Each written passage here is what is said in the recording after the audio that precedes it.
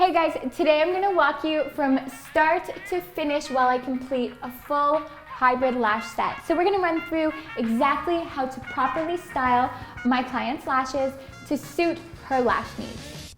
So I've already done a consultation with my model, Alexis, but I'm gonna run through with you exactly why I'm choosing to do the particular style that I have in mind. So first thing I want to talk about is Alexis wears glasses every day. So we have to be very careful of that because if we do her lashes too long or too straight, it will hit on her glasses and it will become very annoying. So we have to take that into mind when we're planning out the length and the curl. So aside from that, when I'm deciding the curl for her and the lengths, I want to look at her eye shape. And Alexis has nothing to worry about when it comes to eye shape. We're not looking to correct any particular areas of her eye or anything like that. We're really just working on complementing her eye shape and really accentuating what she already has. So I'm not going to worry about fixing anything. And my next thing, before I even decide how I'm gonna do that, I have to look at her natural lashes. So come look at those with me.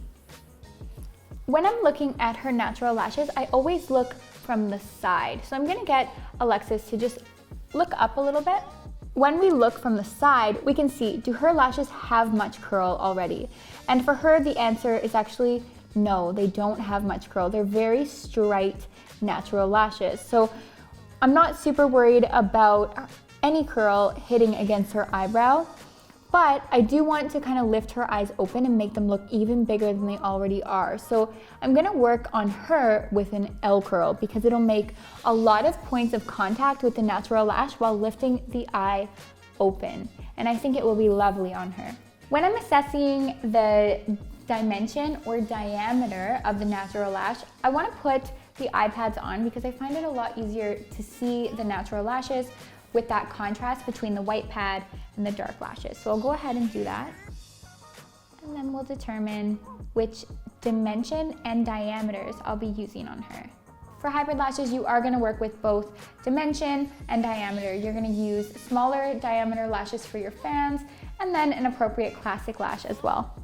So guys, Alexis's lashes are a perfect example of the realness of the industry. I think a lot of people choose to use very dense and coarse natural lashes when they do work like this on film, just because it's a lot easier and you can get a really nice result from it. But I want to show how it actually is within the industry. And the reality is that not everyone is going to have the same natural lashes on one eye than the other. And you can see here with Alexis, her right eye is very full and her lashes are much more coarse than her left eye. She actually has a gap right here where there's only a few little lashes that grow throughout. So today I'm going to kind of focus on how to work with that and how to make them look balanced even if the natural lashes aren't ideal. So for Alexis, her natural lashes, they don't look super weak or anything. They look like they're pretty strong, but from experience, I know that her lashes, although they look quite strong, are very fine. They're almost like silky and they just can't hold a lot of weight. So if you're new to working with any type of lash, I always suggest working on the side of caution. So never put something heavier than you know the lash can handle. So for her, I find what works best is for my volume lashes to work with a 0.05 and assess each natural lash as we go.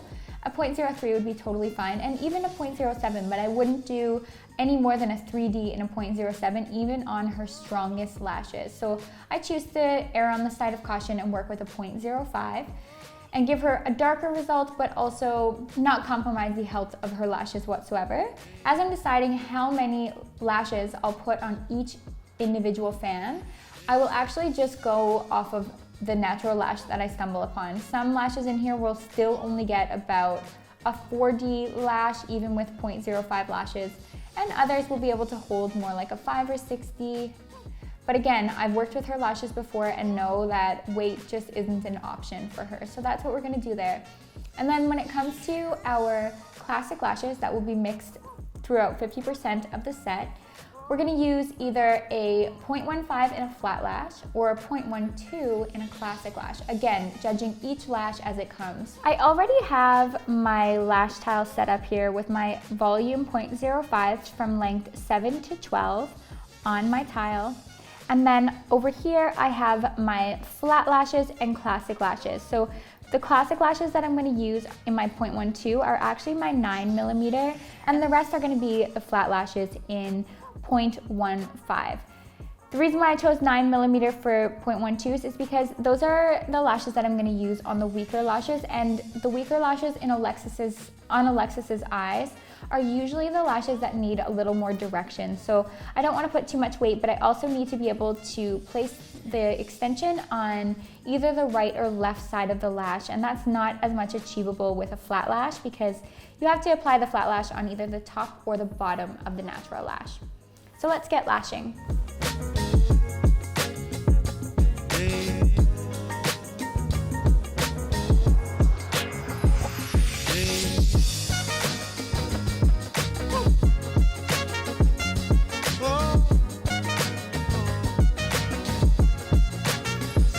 So we're just about finished our set, and you can start to see that our gap is now covered and the eyes look much more balanced. So how I went about achieving that is by putting more lashes, doing 100% coverage on the eye with a gap and less lashes, and then doing about 75% coverage on the eye that had much more lashes. This way she doesn't look like she has more lashes on one eye than the other and a darker finish on one eye, just keeping those eyes very balanced. And when I was working, although I was working with a hybrid set, when I was working through, I placed wider fans in this area here.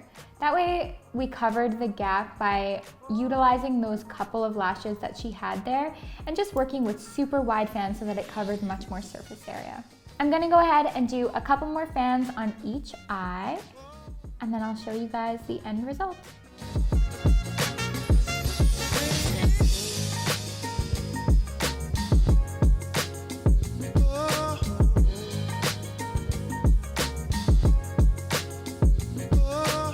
So when I'm making my fan, the first thing I'm gonna do is isolate.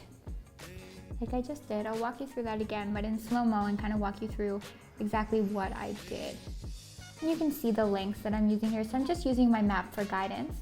So I'm gonna grab an 11mm. I'm gonna go ahead, grab a section of lashes, lay it down.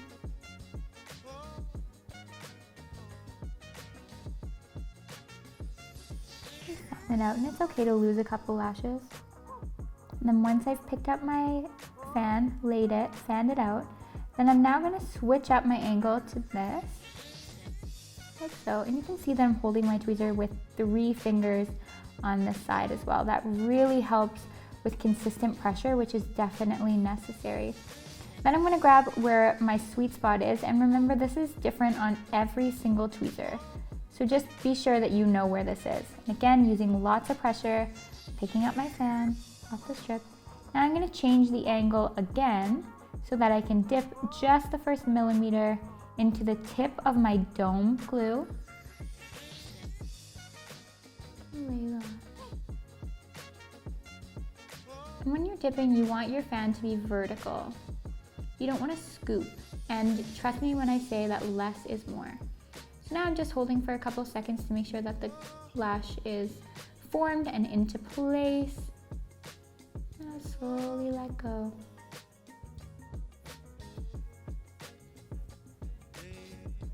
I'll do that a couple more times so you guys can just watch.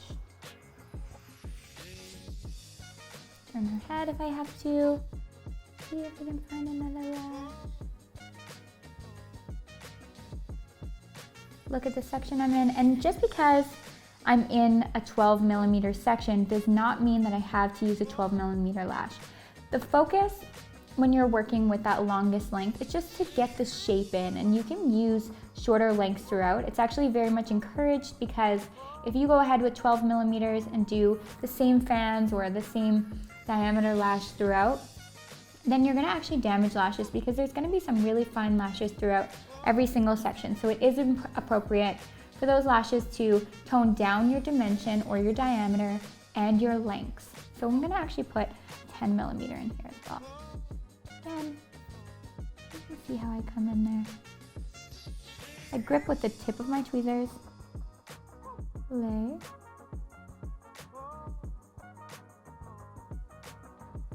and you can make these fans as wide or as narrow as you like.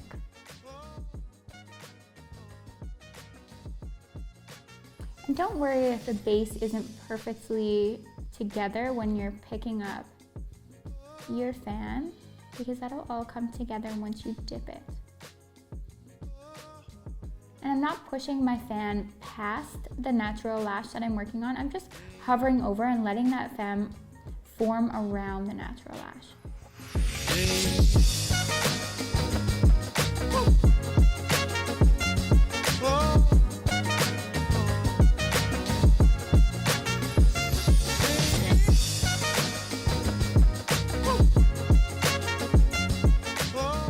All right, it's time to see our set.